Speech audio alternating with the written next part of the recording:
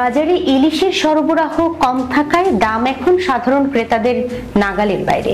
এই অবস্থায় কম দামে ইলিশ বিক্রির উদ্যোগ নিয়েছে বাংলাদেশ মৎস্য উন্নয়ন কর্পোরেশন BFDC। সংস্থাটি 450 গ্রাম থেকে 850 গ্রাম ওজনের ইলিশ বিক্রি করবে কেজি প্রতি 600 টাকায়।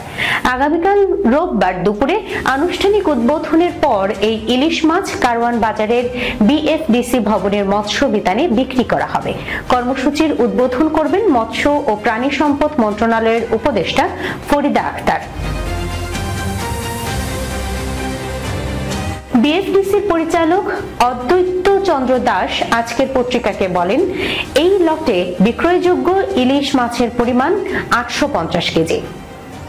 ক্রেতারা আগে এলে আগে পাবেন। আমরা ধারণা করছি এক সপ্তাহের মধ্যে সব মাছ বিক্রি হয়ে যাবে।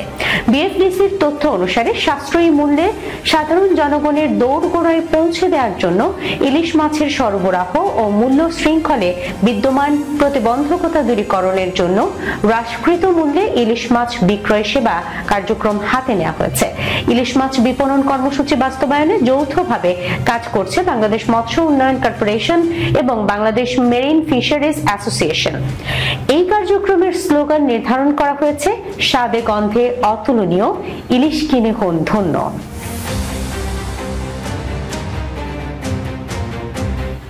এ বিষয়ে জানতে চাইলে বাংলাদেশ মেরিন ফিশারিজ অ্যাসোসিয়েশনের সভাপতি এনাম চৌধুরী আজকের পত্রিকাকে বলেন, মানুষকে কম দামে ইলিশ খাওয়াতে কোনো প্রফিট ছাড়া এই কর্মসূচিতে যুক্ত হয়েছে।